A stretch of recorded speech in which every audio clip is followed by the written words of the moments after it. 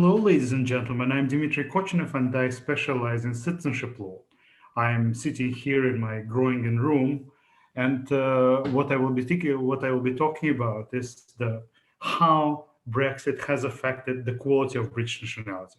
Of course, quality of nationality is something that might strike you as strange, but I will explain why it actually makes sense to speak about nationalities in terms of quality. Not all of them are the same. So why am I the best person to do it? Let's say I have just published a book which is called Citizenship with MIT Press, which is precisely following this paradigm of citizenship and nationalities, and tries to look at the world as a world of haves and have-nots in terms of citizenship quality. So the basic assumption is that your citizenship is not always a bundle of rights. Sometimes your citizenship is a bundle of liabilities and liabilities only. So then, how do we position British citizenship before Brexit and after Brexit on this line, the spectrum of quality of nationality? In order to look at the whole world, I have done the Quality of Nationality Index, which Hart Publishing published. And this Quality of Nationality Index does this trick for all the citizenships that we know, including the statuses which would sometimes be issued in parallel by the same country, like the UK, as a good example, which has several statuses existing in parallel. So citizenship is not always one citizenship per country. So let's look at how Brexit affects citizenship quality. But first, we need to know what such quality actually means. So we will delve into the quality of citizenship. And the first premise, just to start with, is that citizenship is first of all and most importantly, besides the political realities of citizenship, is about staying in a particular place and being authorized, being able to take up employment or any kind of gainful activity and to establish a life in a territory which is bounded by a particular state or other authority. So normally, a citizen of the U.S. is able to live in the U.S., to work in the U.S., to study in the U.S., and that's the main added value of American citizenship, besides self-organization of American policy, because the majority of foreigners cannot simply decide to enter. They will need to ask for permissions. It will be extremely difficult, etc. And so quality of citizenship is not only about the state of economic development of your own state, the state of human development of the same territory. It's also about what you can do outside of the state of nationality. So it's not a secret that we are all greeted by the color of our passport. And there are horrible passports, as I already mentioned. A passport is a reflection of nationality, and there are wonderful passports. So here we see the German passport through the last years, as opposed to the Afghan passport through the last years. The larger the figure, the higher the quality of nationality. And as I already mentioned, since the quality of nationality is something more complex than simply the level of economic development of your country, we can have some surprises. So, for instance, nationality of a country which is microscopic and has no economy basically whatsoever in terms of absolute numbers compared with the economy of the world can be overwhelmingly better than a nationality of a powerful economic giant such as like India, for instance. So if we compare on the screen Liechtenstein with India, it's absolutely clear that in terms of nationality equality, it's infinitely better for any human being to be a Liechtensteiner as opposed to an Indian. Why? So let's go through these the components in order to prepare ourselves to the story of what actually happens with Brexit and what will happen with UK citizenship on the 1st of January. So the citizenship of Liechtenstein is so much better than the citizenship of India because besides internal development, Liechtenstein also allows for two things for its citizens. First, it allows for unrestricted travel all around the world. And by unrestricted travel, I mean visa-free access to the absolute majority of territories. The number of bounded territories which you can access with a particular passport for tourist purposes or non-long stay purposes is important. But also the kind of territories you can access is also of fundamental importance. So, for instance, we have citizenships like the Russian one, which grants you access to more than 100 countries and territories, but all those countries and territories are not particularly highly developed if we look at the HDI index, and they don't boast leading economies in the world. So on that count, sometimes if you look at a passport like or a citizenship like Bosnian, being a Bosnian for on this count is much better than being a Russian, although Bosnians can enter for tourist purposes many countries less if you compare absolute numbers. Why so? Because Bosnians can travel to the European Union, and because Bosnians can travel to many other attractive destinations which are behind the visa wall for the Russians. And of course, since it's an index, we work with raw data, which are provided by the International Air Transport Association, IATA. It's impossible to look at the actual thick anthropological story of the difficulties of the acquisition of those visas. So the issue is either you need a visa or not, and that's what we are looking at. So when we look at the miserable quality of the Indian nationality in terms of providing for international travel, we don't even factor in the important aspect of this story that many Indians, even if they apply for a visa, will have a refusal rather than an actual authorization to travel. But then, of course, this tourist travel is not everything. So much more important is to be able to use your nationality in order to establish a home somewhere else. And establishing a home is about a right not only to enter and to stay for a while, but about moving residence. And more citizenships around the world now provide for this kind of right. So now you have a map in front of you, which provides a gradation of the world by the amount of territories which you can enter on the basis of your nationality and where you can settle. So as we see, particularly in Europe, but also elsewhere in the world, it's the same with the former Soviet Union, the same with ECOWAS in Africa, the same with the Gulf Cooperation Council. It's the same with Latin American cooperation. All around the world, the majority of nationalities now grant you settlement and work rights also outside of the territory of the state that has granted you nationality. So this is a very important and probably counterintuitive development, which marks really the fundamental evolution of what citizenship means in contemporary world. And this is something that we cannot ignore, because it directly affects the horizon of opportunities of each citizenship holder of each and every country, pretty much, that we see on the map. So only the white countries out there, like China, where you sometimes need a visa in order to cross even the internal boundaries, which makes it particularly typical, like Madagascar, like let's pick something like the Philippines. These countries are deeply atypical because these countries do not follow the general trend of the rising amount of what I call inter-citizenships connected to their citizenship status. So if we look at the leaders, if you are an Icelander, then you can settle pretty much without any questions asked in the majority of the European countries. That is more than 40 destinations all in all, including all of the European Union, including Switzerland, including even the Republic of Georgia, the unilateral decision of the Republic of Georgia. So nationalities now move away from the historical binary tie, which is the sovereign territory of the state and the status of citizenship.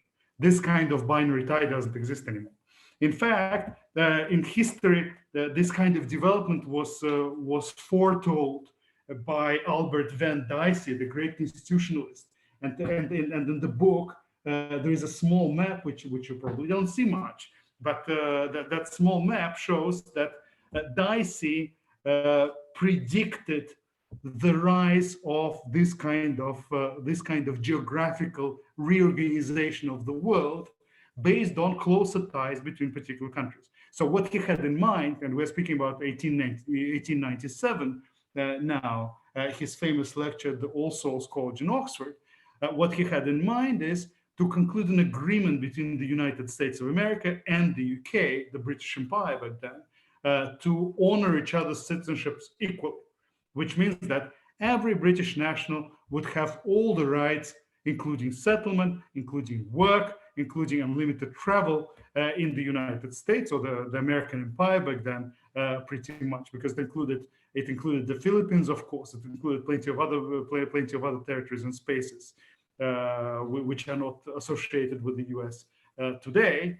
And the Americans would have the same in the UK. So he called it intercitizenships, and everybody pretty much laughed at him, saying this goes against the sovereign idea of what a citizenship should be about. A citizenship is about your motherland. A citizenship is about your own constitution. It's about your own monarch or your own head of state. And yet what we see now, more than 120 years on, is that the world has picked up this idea, even probably not directly triggered by Dicey himself, and has reorganized itself based on the inter-citizenship understandings of what each nationality status should actually bring with itself in terms of rights. So if we see at this map on the screen, we easily understand that citizenship today is not what sovereign citizenship would mean in the 19th century understanding. So your citizenship doesn't stop at your state, your citizenship doesn't stop at your empire, if we're speaking about the leading jurisdictions all around the world. And this is exactly what makes UK citizenship so special today until 1 minute past 12 or 1 second past 12 on the New Year's night, because this will be the main change once we speak about Brexit. But before announcing this main change, let me say a couple of words about travel. We all assume that travel is easy. If you are a holder of a British passport, then probably you have rarely encountered any significant problems at any of the borders where you want to go. And indeed, in the majority of cases, there would be no border at all. And this map allows you to correct your perception that our world is a borderless world. All the green territories are the territories issuing and the other statuses corresponding to the states, the citizenships of the states that allow for visa-free access to the European Union and to the United States of America. Sociologically, we know these are the two most attractive spaces on Earth. And all the rest adjusts in a way, trying to structure the status of belonging in such a way that access to those two territories would be possible. The brown ones only allow for access to the territory of the Schengen zone, only the European Union. So we see that the European Union is much more liberal than the United States in terms of allowing for access. But the take-home lesson of this map is that the majority of nationalities are too bad to even participate in this in this world which seems open to us. So the majority of citizens of the world cannot travel at all. For them, the world is a world of fences and the world of impenetrable visa barriers. Now, with Brexit, in order to look at the quality of UK citizenship, and here in this slide, you will see a jump in 2016 because this is when I started counting what will happen in the cases of hard Brexit. Now, all the delays in negotiations, etc., brought us to where we are, but it doesn't change the essence of the figure. What we see is that the figure is shrinking dramatically. Why? Because On the 31st of December 2020, the UK is moving from an intercitizenship paradigm of nationality, which is the 21st century paradigm followed all around the world, out with the sole exception of China, Madagascar, and the places like this, to the sovereignist, pre-dicey, pre-intercitizenship paradigm, which predates the 1897 lecture at All Souls, which means that for the first time in dozens and dozens and dozens of years, having lost the empire, in fact, we can say for the first time ever, UK passport is only good for temporary tourist travel, and it's absolutely useless on the most important side of nationality rights boost, which is intercitizenship side, the side that would allow the bearers of the passport to settle and to start working without any kind of preauthorizations outside of the British Isles. Uh, the free travel areas will still remain, as we know, but Ireland is not a huge boost in terms of the numbers, in terms of economic and human development opportunities that British citizens will experience out there in the bigger world. So Brexit under the current agreement actually means, if we look at it from the point of view of individual rights of the bearers of the British passport, it means an absolute and total disaster. I will repeat, it means an absolute and total disaster. Why? Because all the additional rights of settlement, all the additional rights of longer term travel, work, study, etc., without any kind of preauthorizations, are withdrawn. And they're withdrawn without any reason whatsoever, also potentially undermining the status of countless British nationals, hundreds of thousands of British nationals who have been using these rights. Of course, the European Union is trying to mitigate this shrinking by guaranteeing at least the rights of those who are currently present in EU member states. Hopefully, Switzerland will do the same. Hopefully, Norway will do the same, etc. We will see what kind of agreements will be concluded. But as things stand, this move to a sovereignist understanding of citizenship, which makes Britain highly particular and pushes it in the direction of China and Madagascar, in fact, is a huge blow to the horizon opportunities of all the British nationals, especially the young ones, especially those, because we know that the younger people are usually more mobile and potentially more ready to experience the rights of their nationality to the full. So now, where Icelanders, Croatians, Estonians, and Swiss guys have plenty of rights, the Brits don't have any. And now, what do we see in terms of numbers here? If we look at the rankings of world nationalities, Britain has been on the very top in terms of the quality of rights that it would associate with its main passport. I'm saying main passport because there are also colonial, semi-colonial statuses. We will not go into that. It was on the top precisely because on the side of travel, it was an excellent document. Economically speaking, Britain was perfectly fine, and on the side of settlement, the UK was one of the most integrated statuses of nationality. It was a status of nationality which fully belonged to the Western world, as it were, which is the world of intercitizenships. Before the current Western world took shape, interconnected, rich states of Western and later bigger Europe, the UK, of course, had an empire.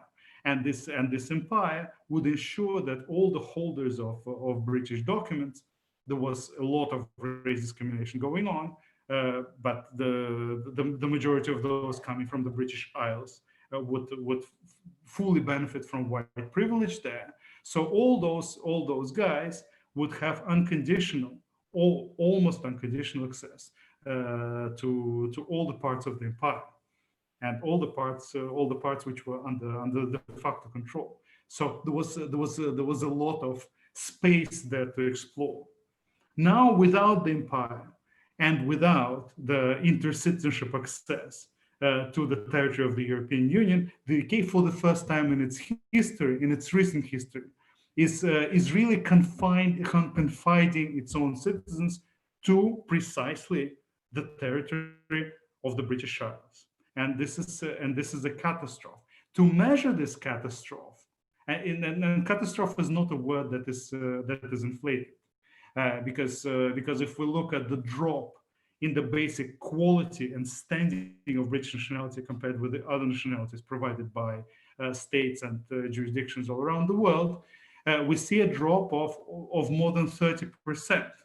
And this drop brings the UK from the top 10 to the level of Argentina, slightly below Chile. And those places are not the places the nationality of which would ever be in demand. In fact, if we look at contemporary sociology of citizenship, especially U.S.C. Harper's work, but also Christian Jobke and others, it's absolutely clear that the world of citizenship statuses divides into several categories of quality of nationality in terms of the rights which are associated with a particular status. So the UK was always at the helm of it, and now it's moving into a solid middle ground of solid second-rate nationalities of the world. So the UK nationality will be better than China and probably better than the majority of the African ones, but it will be way worse than the majority of what we are used to calling as Western nationalities, including Australia and including Canada, etc. So it's a huge drop. Have we ever seen such a drop before? And here the question, unfortunately, is no. Because even when we measure the change in the quality of nationality, which would be triggered by severe civil wars, by heavy social unrest, or by international blockade, what we have seen with Qatar, for instance, the drop in quality is significant, but it's not in any way comparable to the more than 30% drop that the quality of UK nationality will experience at midnight on the 31st of December 2020. So 2021 is starting for British nationality, in fact, as a year of mourning for a great status, which is lost until the moment when the British government, should it ever wish to recuperate some of what has been lost, starts renegotiating.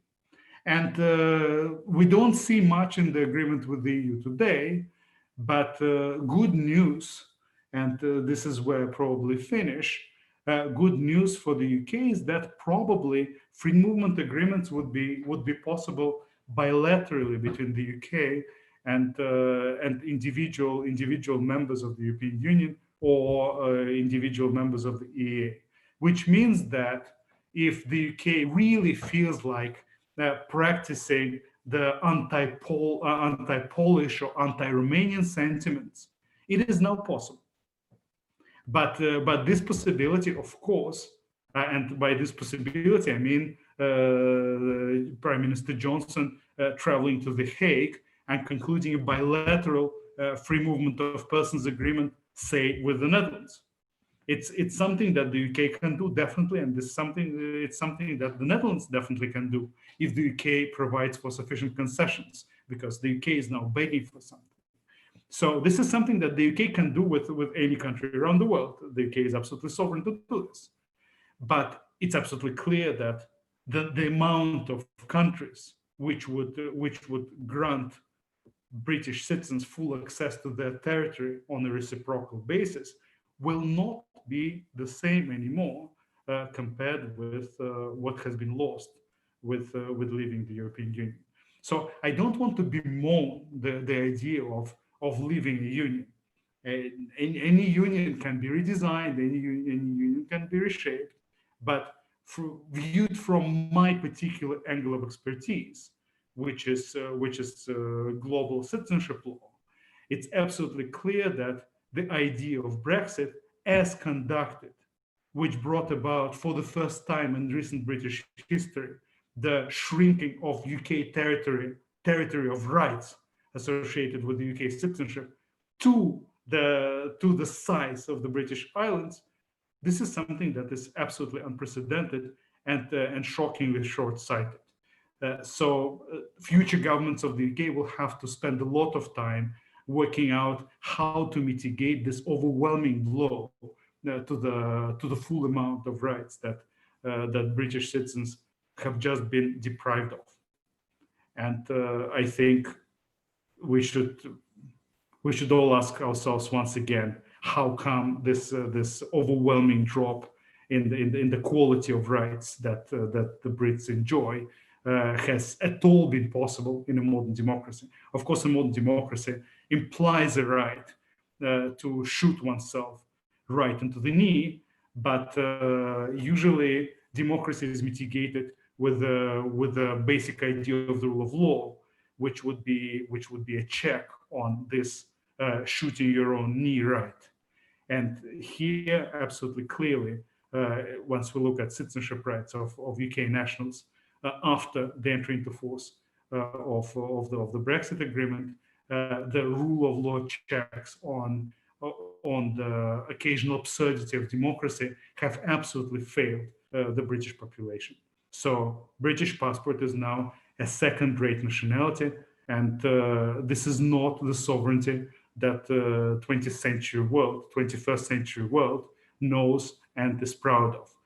Current sovereignty ideal in terms of citizenship is the inter-citizenship ideal, which opens up borders rather than closing them tighter and tighter and building new fences. Thank you very much for your attention.